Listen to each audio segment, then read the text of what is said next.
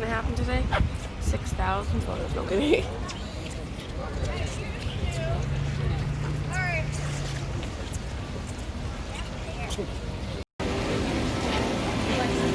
Humongous line. Really massive.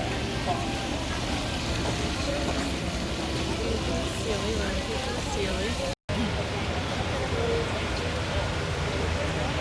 Alex, you hold. Oh, never mind. Go ahead. Sorry. It's okay.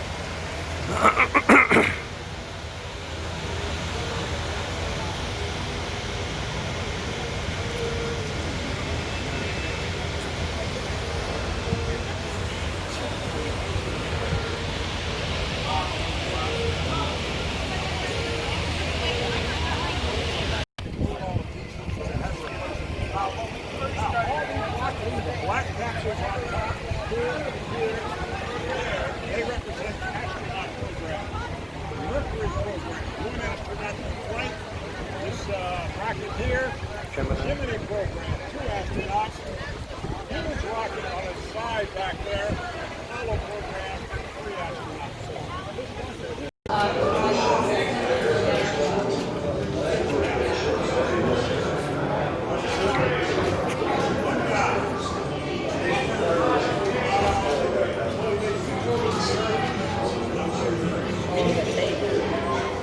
Follow me around this way.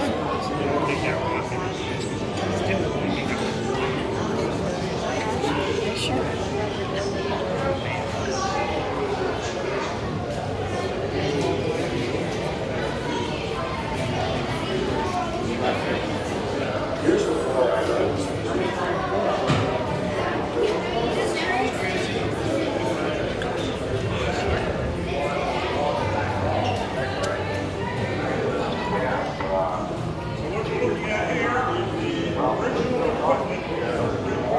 Wow.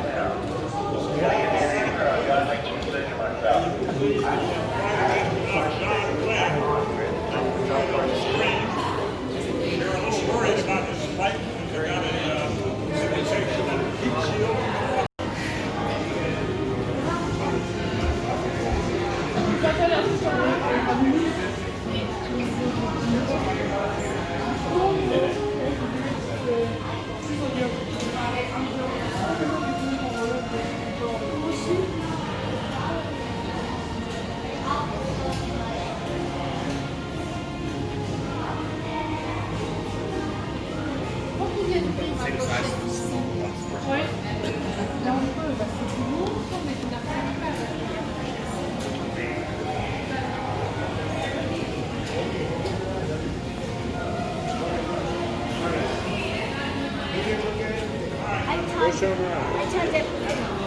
We can go whenever Logan is here. It's the International Space Station. So when you go down the path, you'll see that big play dome. Right beside the play dome, folks, you'll see a big view of the International Space Station. I'm not going on a bus tour, right? Today, the space station is I'm not going on a bus tour, right? No. After this, they're going to drive us to the airport.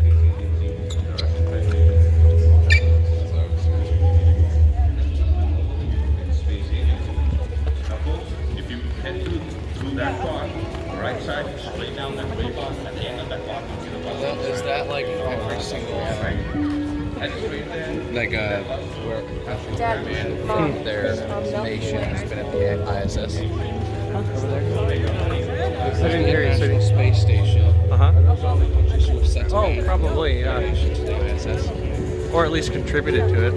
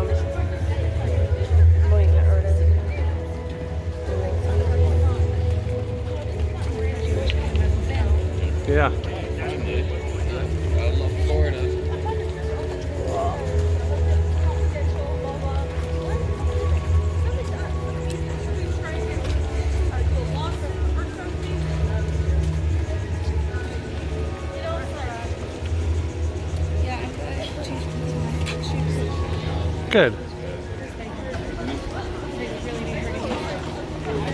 Oh yeah.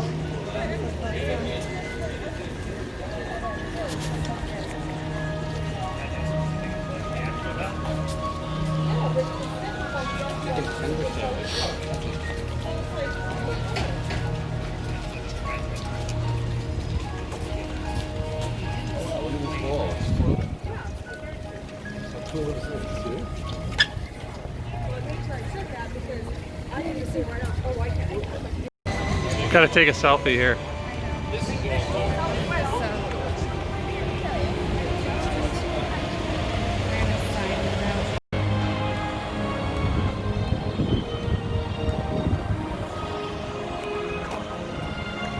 That's really cool.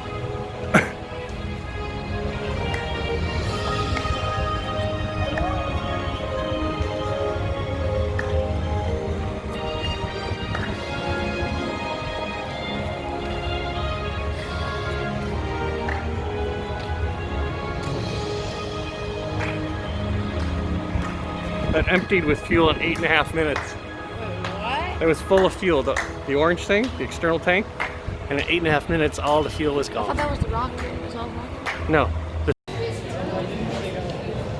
Okay, guys, I just want to move forward, please. Move forward in front of that yellow and black caution tack forward.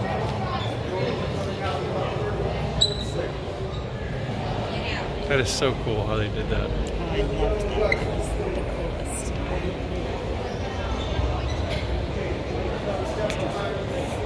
This didn't go to the moon. It was in space. It was in space.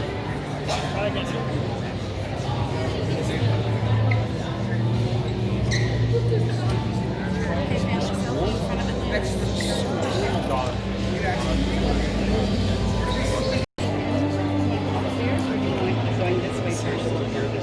Whatever you think. I want to do what you want to do, so you tell me.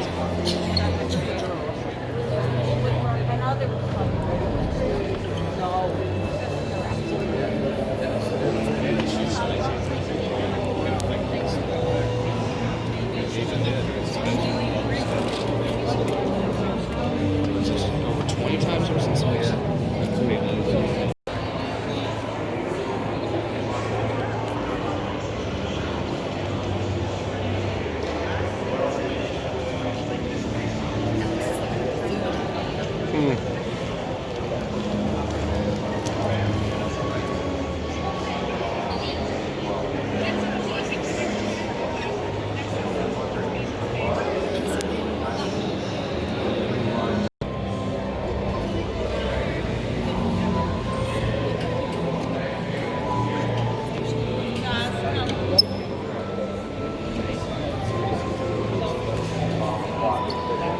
Hours of battery life cost, coupled internal batteries.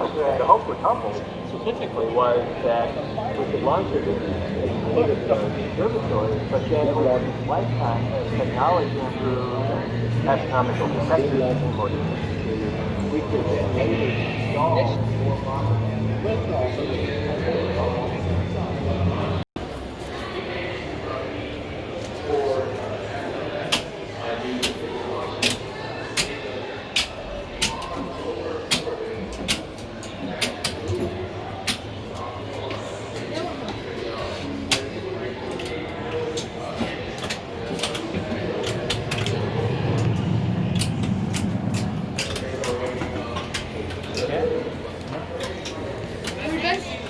Can you take my picture? Yeah.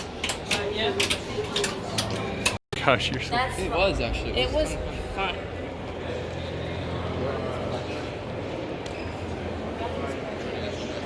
Oh, are they? All right, we gotta go. I gotta go. Bathrooms are right here. I think everyone else here.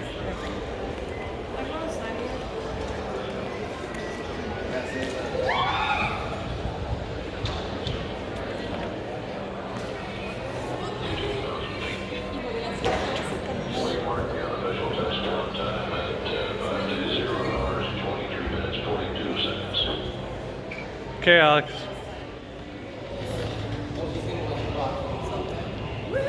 Yes, sir. Yeah. It's fun, isn't it?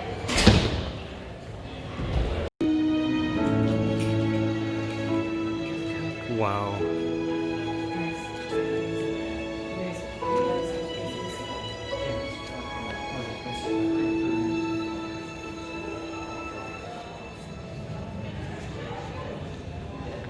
We'll take it out to the pad, a trip of about 4.2 miles. It'll take us about 7 hours to get there. But during our trip to the launch pad, we'll roll over a specially prepared crawler weight that consists of anywhere from 8 to 12 inches of special rock.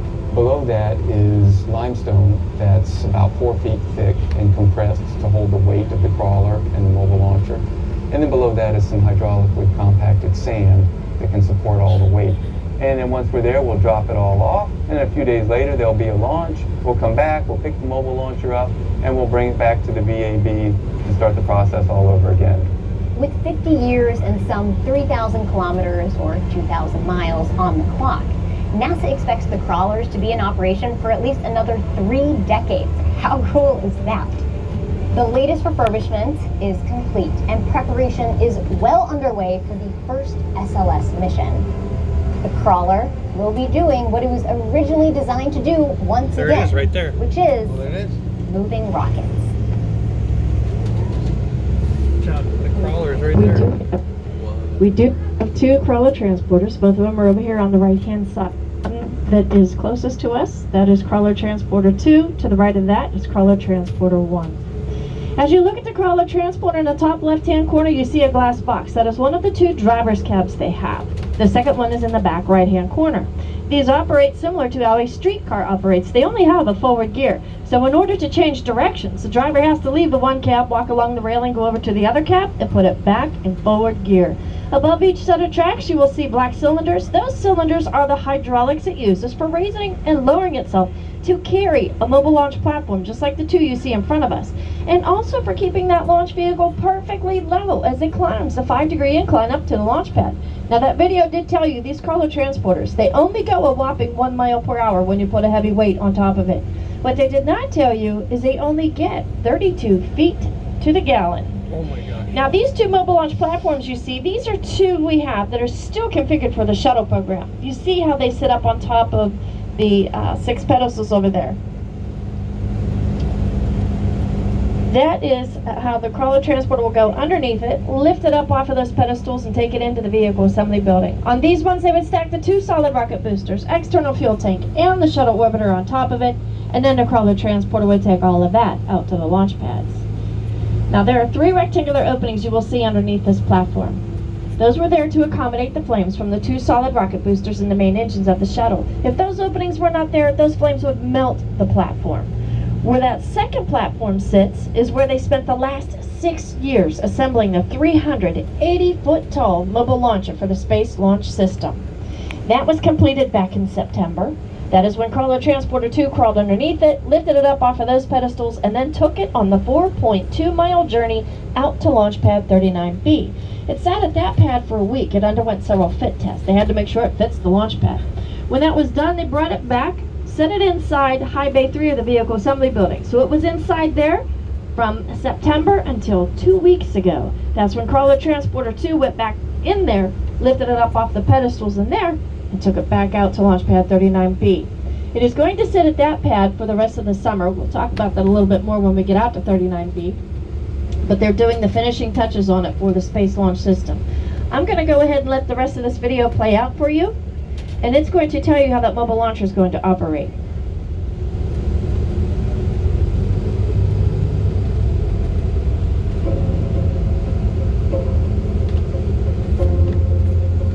We're inside the VAV at level 26, 274 feet up. And I can see behind us, right over to the right, the newly added crew access arm attached to this mobile launcher.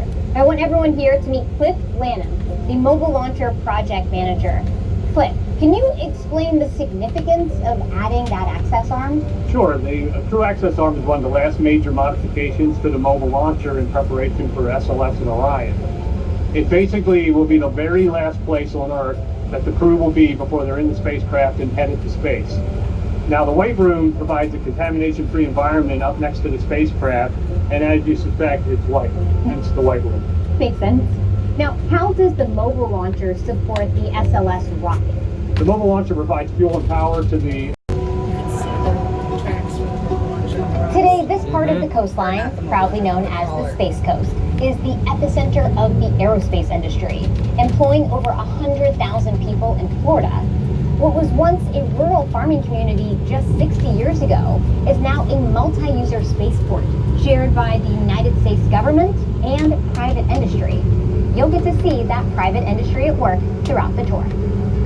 So why did NASA choose this section of the Florida coastline to base its launch facility? It's not just because astronauts like the beach. The warmer weather provides opportunities for launches to occur year-round.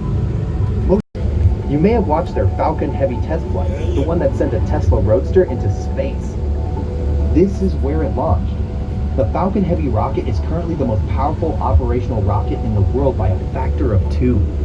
SpaceX made history in 2012 when it delivered their Dragon spacecraft into orbit to rendezvous with the International Space Station, making SpaceX the first commercial company ever to visit the space station. You can see that same Dragon capsule back at the visitor complex in the NASA Now exhibit. Since then, SpaceX has made numerous deliveries to the ISS, and some of their Dragon capsules have been used more than once. But the Dragon capsule isn't the only hardware they reuse. Yes, I'm talking about reusable rockets. SpaceX expertly lands many of their rocket boosters after launch. Sometimes they land back here at Cape Canaveral, while others may land on an autonomous drone ship floating in the ocean. The ability to recover and reuse rocket boosters is one of the most exciting developments in the aerospace industry in recent years.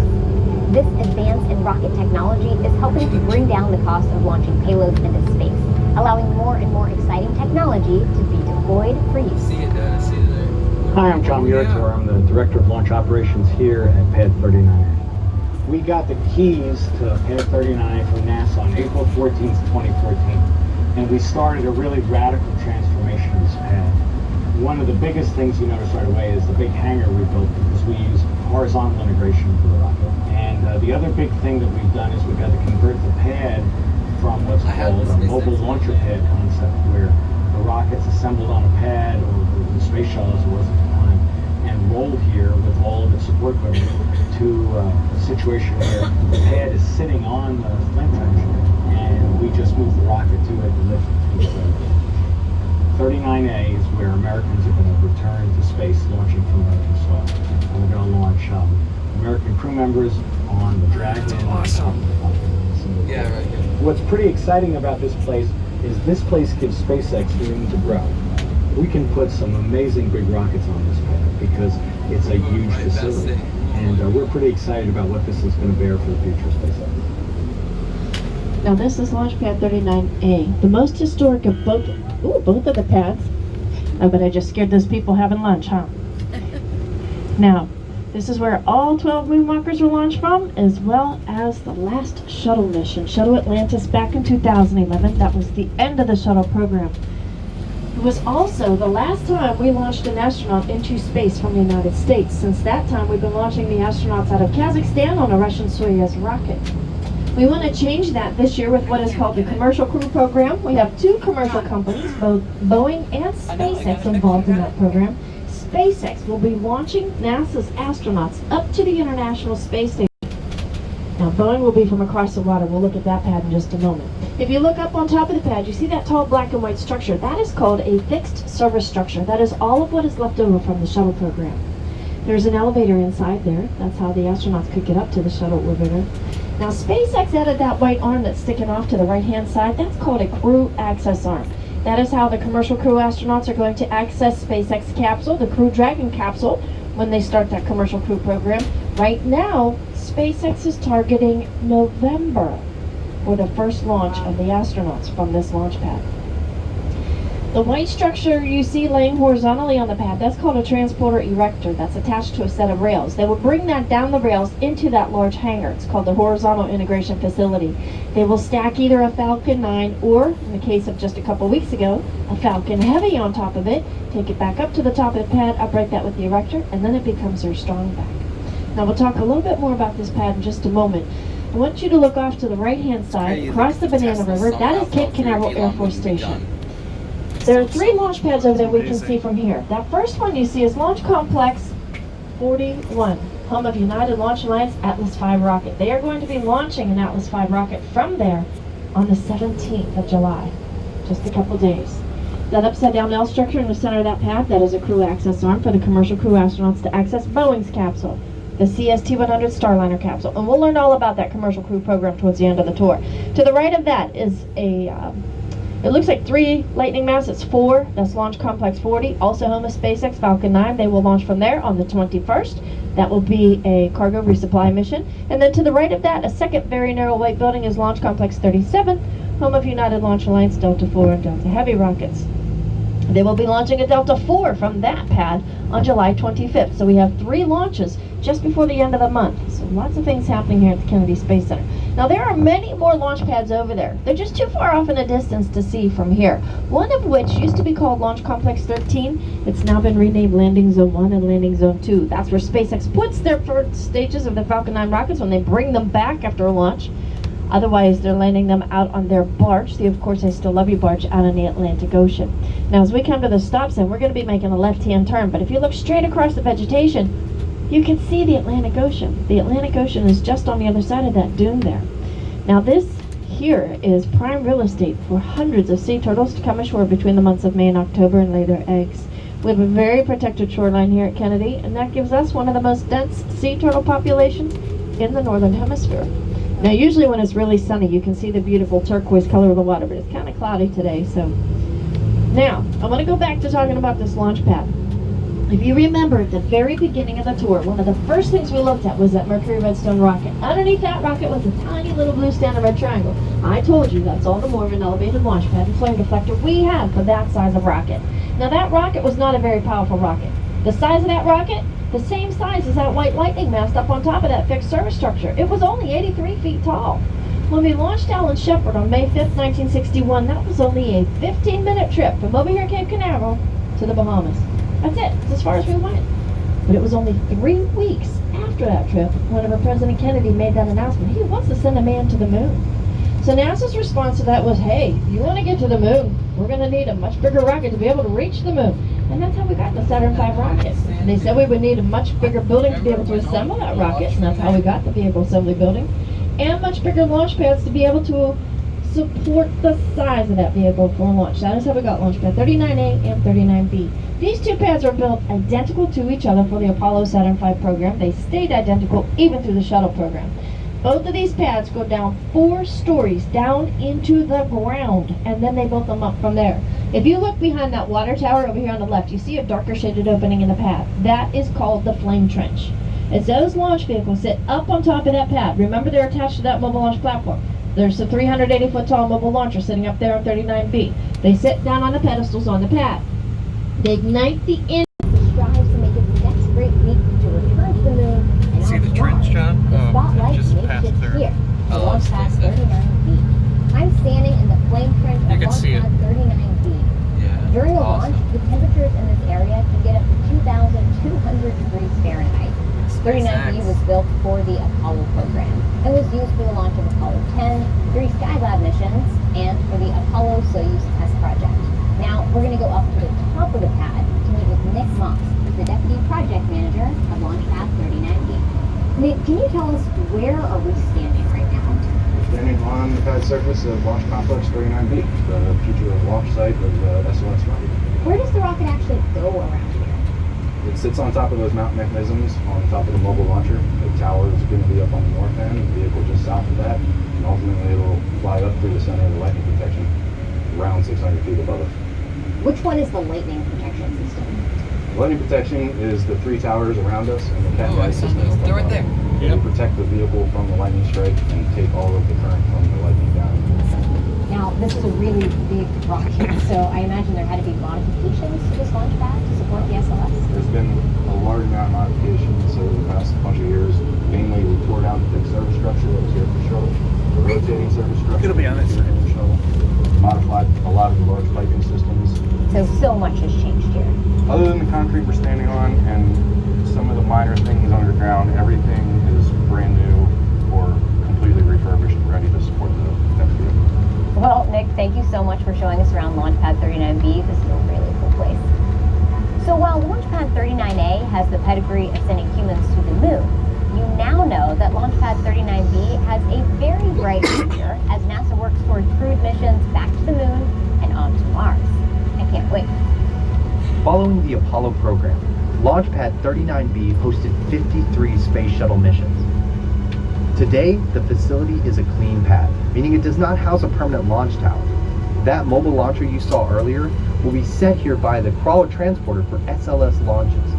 During the refurbishment, 1.3 million feet, over 400,000 meters of copper cables were removed and replaced with 300,000 feet, 91,440 meters of fiber optic cable.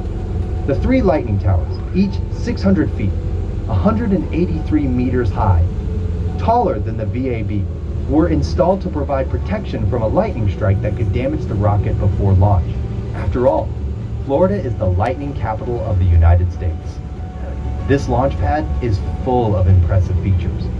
The water tower over there holds 400,000 gallons, over 1.5 million liters of water. All of that water is dumped on the mobile launcher and inside the flame trenches in less than 30 seconds during a launch. That's roughly 1.1 million gallons per minute, fast enough to empty roughly 2 Olympic-sized swimming pools in 1 minute. The water not only cools off the launch pad and equipment, it helps suppress the incredibly powerful sound waves that could damage the spacecraft during liftoff. Now, this is Launchpad 39B. This is where Apollo 10 was launched from, is the ill-fated Challenger in 1986. This is where we do want to launch the Space Launch System, hopefully as early as 2020. Now, the crawler transporter has already brought this mobile launcher out here to the pad. You can see how it's sitting up on top of those pedestals. If you look underneath the mobile launcher, just beyond where that yellow crane is, you can see something that looks orange-brown color. That is one of the 2 flame deflectors they have underneath that mobile launch platform. So you can see how those sit up on top of that pad. They're a lot larger than that tiny little red one we saw for the Mercury Redstone rocket. Now they're big plates. Those plates are actually bigger than this bus. So just to give you a size idea of how large that is. Now, as I started to say earlier, this mobile launcher is going to sit up on top of this pad, having all the finishing touches done to it.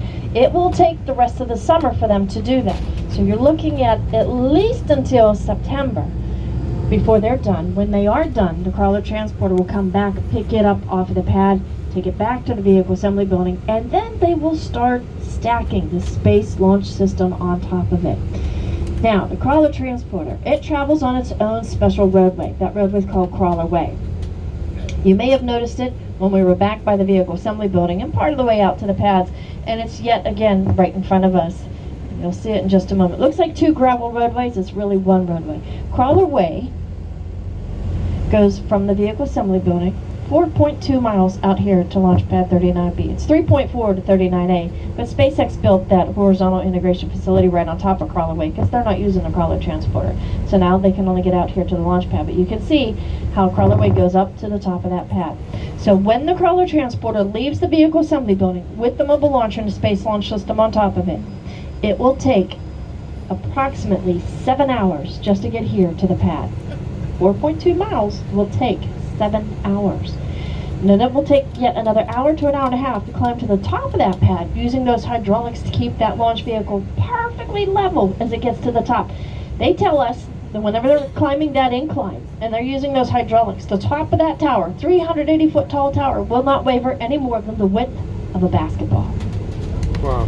Now, the next video I'm going to show you is about the International Space Station. The ISS orbits up above the Earth, 225 miles up, and it circles the Earth once every 90 minutes.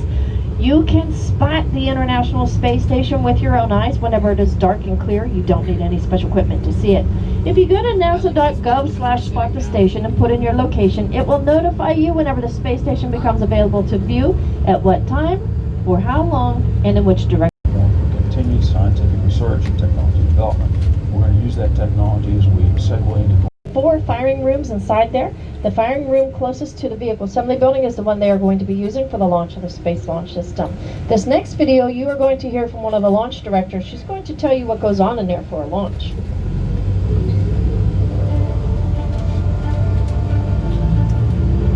Take a look at the 4-story building with the slanted windows as we drive through this area. This is the Launch Control Center, where launch directors and their teams oversee every NASA rocket that lifts off from KSC and give the final go or no-go. I'm inside the LCC with Charlie Blackwell-Thompson, the first female launch director.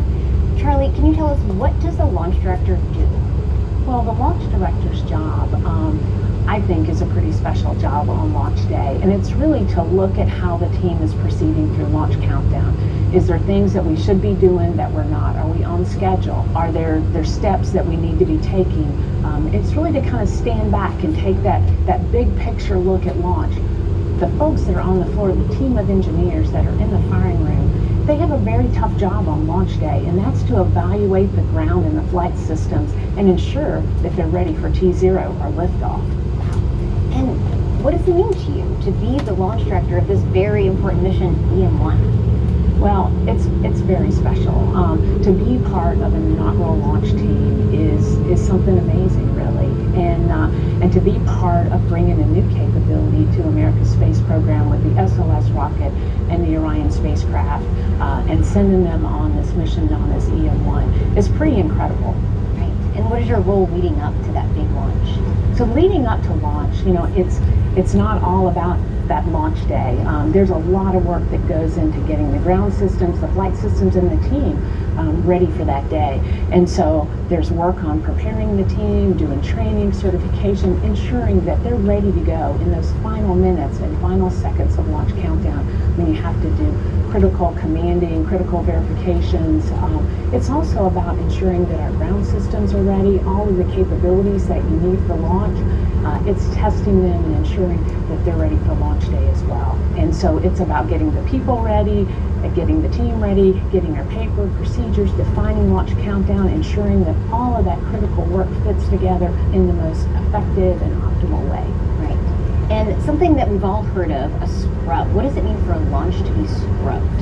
So when a launch is scrubbed, that means that we have decided that we're no longer going to attempt to launch that day, and that we're going to come back on another day and try again. And so that's the terminology that we use when we're going to call it off or call it quits for that day, but come back in another day or two and try another launch attempt. Charlie, thank you so much for teaching us all about what a launch director does and the important work that's being done here at LCC. It's my pleasure, and I hope all of our guests enjoy your day and exploring the visitor complex and learning about NASA's rich history and also the exciting plans that we have ahead. Now here at the Kennedy Space Center, we are launch control. Johnson Space Center in Texas, they are mission control. They are mission control from the time that rocket clears a tower until the time the astronauts have their feet back on the ground. Off to the left-hand side across the turn basin, that is NASA's press site. Those are media buildings from NASA, NBC, CBS, CNN, as well as a couple other different media outlets such as Florida Today newspaper. If you look a little farther to the left, you'll see the American flag flying, and underneath that flag there is a blue box. The blue box is the newer countdown clock that was installed in 2014 for the first Orion launch. That is a multimedia screen. That streams live video of the launch as it's happening, and it keeps the countdown time in the bottom right-hand corner. The original countdown clock that sat there for over 40 years, that has been refurbished. It now sits at the entrance of the visitors complex. It was on your left-hand side before you walked through the turnstiles. Up ahead to the front right, you see the white rocket on a red trailer. That is a mock-up of the launch abort system for the Orion. If there is a problem during the launch, that separates the Orion capsule from the Space Launch System, gets that capsule crew to safety away from the rocket. To the left of that, with the white box on the end, is an orbiter access arm removed from 39A. That is what the shuttle astronauts walked across to get into the shuttle orbiter. And in between the two is called an M113 personnel carrier. On the day of the launch, there were 4 of those carriers strategically placed around the pad. 3 of them would have fire personnel in them, and 1 would be stationed directly at the base of the pad. That one would be for the astronauts to use in case they needed to get away from the pad in a hurry. Luckily, they did not have to use those. If you look to the right, you will see a building that says Boeing, and it will show you a capsule. That capsule is the CST-100 Starliner capsule, which is going to be used for the Commercial Crew Program. This last video is going to talk to you all about that Commercial Crew Program.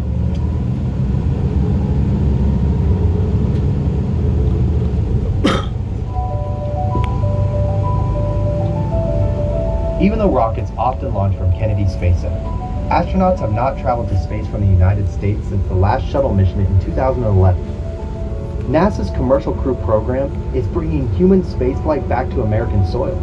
In 2018, NASA announced the astronauts who will fly these historic missions. For the first time, NASA astronauts will ride to the International Space Station aboard spacecraft developed by private companies. Boeing and SpaceX have been working closely with NASA to each design their own spacecraft to transport astronauts. Boeing's CST-100 Starliner and SpaceX's Crew Dragon are scheduled to complete their 2 test flights in 2019, an unprecedented achievement for commercial space industry. This year, each company will launch an uncrewed test flight followed by a crewed test flight. That large, colorful mural depicts the Starliner in orbit. The building it's on was once the orbiter processing facility for the Space Shuttle program and is now being leased by Boeing. The CST-100 Starliner launches atop an Atlas V rocket made by the United Launch Alliance, or ULA. They currently launch the Atlas V, Delta IV, and Delta IV Heavy rockets. SpaceX launches their Crew Dragon on top of their Falcon 9 rocket.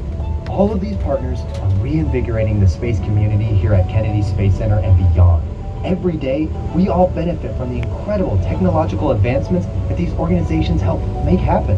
Private space manufacturing and transportation companies like SpaceX, Boeing, United Launch Alliance, Vector, and Lockheed Martin, among others, are seizing the opportunity to launch satellites and perform other low Earth orbit missions.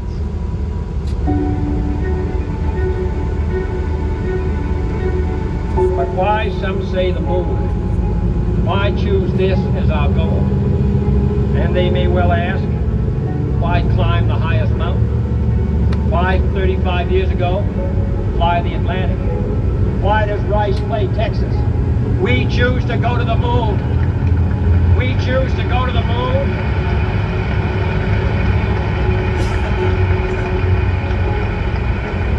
We choose to go to the moon in this decade and do the other things, not because they are easy, but because they are hard. When President John F. Kennedy made this speech in 1962, he set in motion an era of discovery that would change humankind forever. 7 years after he spoke these ambitious words, the world watched as Neil Armstrong and the walk on the moon. The achievement of the men and women who worked on the space program in these early decades of NASA helped propel the technology we use every day. NASA and the thriving private space industry at Kennedy Space Center today are the living legacy of their story.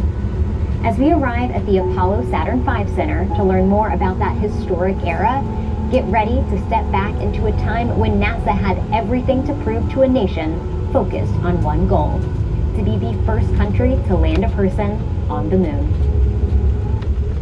Arriving to the Apollo Saturn V Center inside this facility.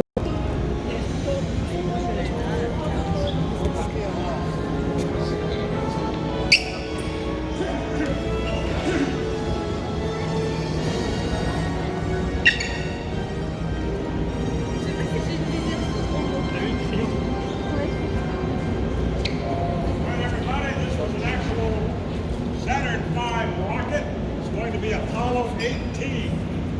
The program was canceled after Apollo 17. These 5 engines that you see are known as F1 engines. They are still the most powerful rocket engines that have ever been built. Those 5 engines developed a combined thrust of 7.5 million pounds. I'll give you an idea of how powerful. Money. Why did they cancel it? Money. I just forgot it.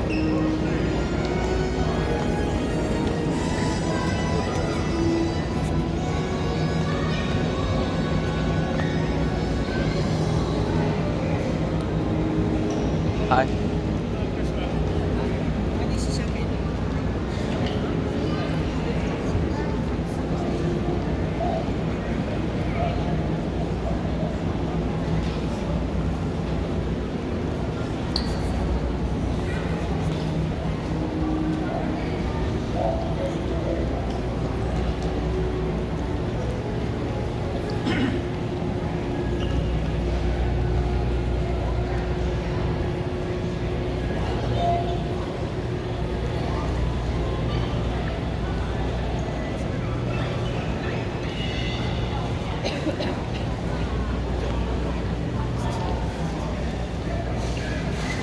This is Look just at the that. first stage. Look at all the Apollos and stuff. I know. This is the second stage.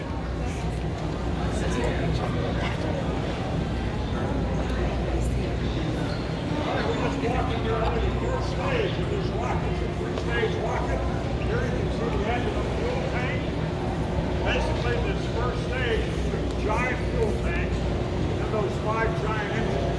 About a half-trillion gallons of rocket-grade kerosene and liquid oxygen in the first stage. Now, after 3 minutes, all that fuel is burned up. The rocket now is an altitude of about 50 miles. The first stage is finished. It separates from the second stage here. These engines then fire as they continue on their way. Let's walk under the second stage.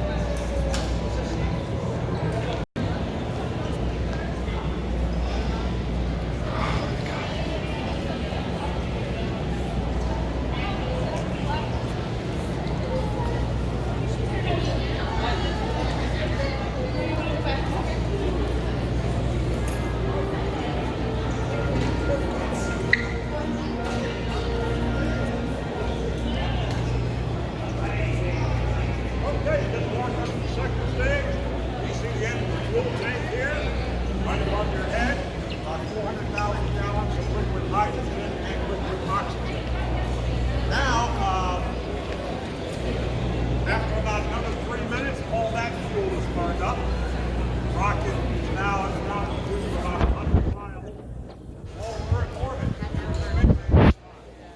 All that fuel is burned up now.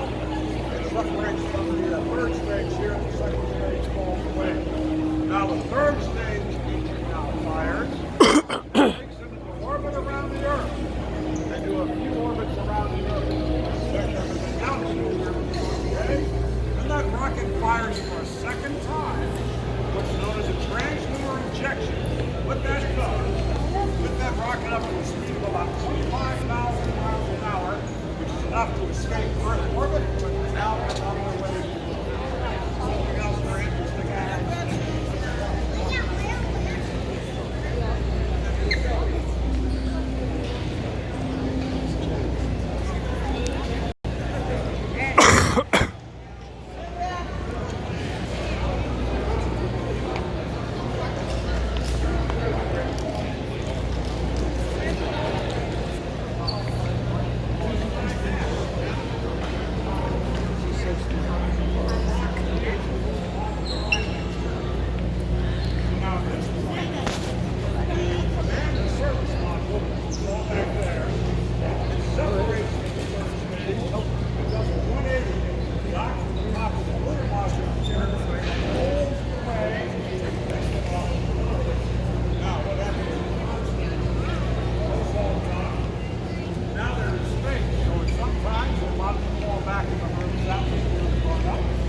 Sometimes they set it off and go to the crash.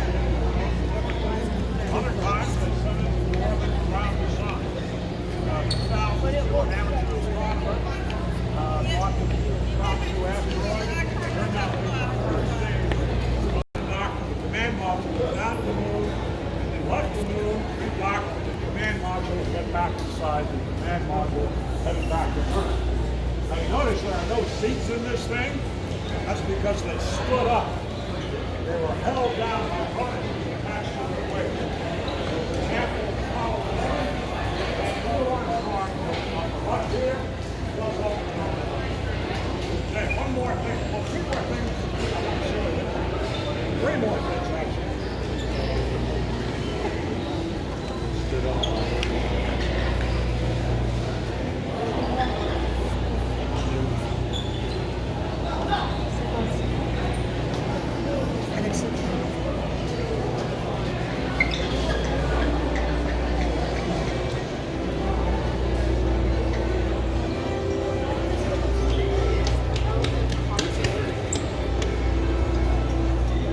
Okay. This is where they were when they actually went around.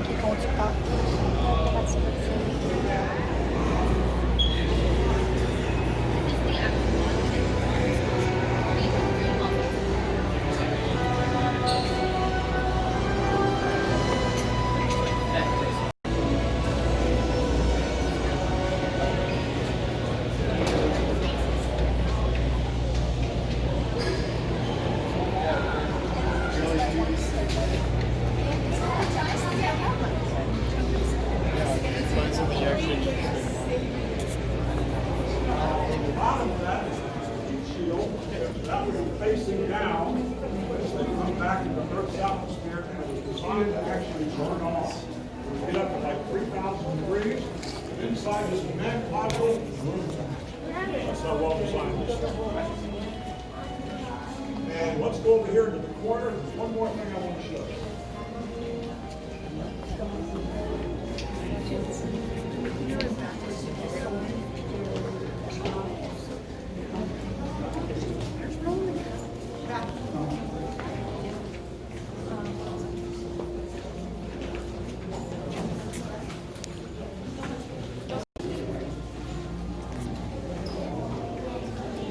He said we're meeting at 12:50.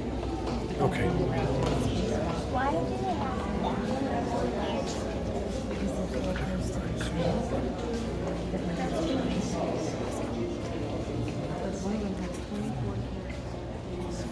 Ladies and gentlemen, may I have your attention, please? The next presentation in the Lunar Theater will begin in 3 minutes. If you would like to join us, please proceed to the nose end of the Saturn V rocket. Thank you.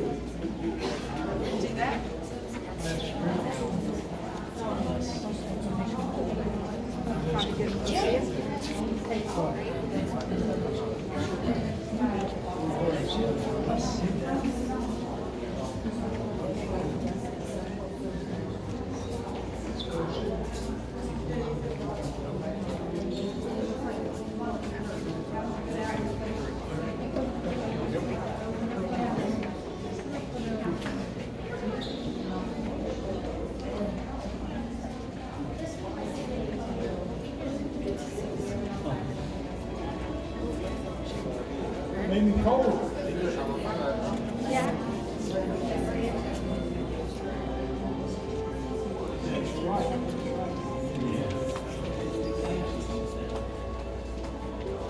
This is design.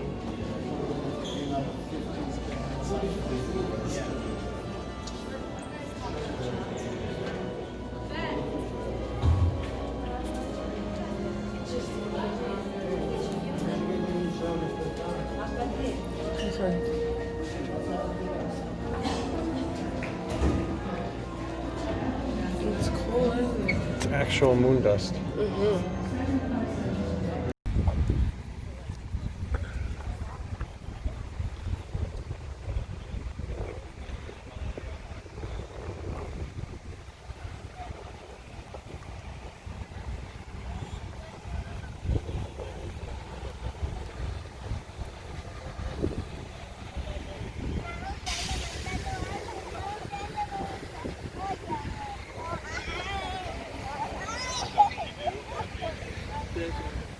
C'est intéressant les.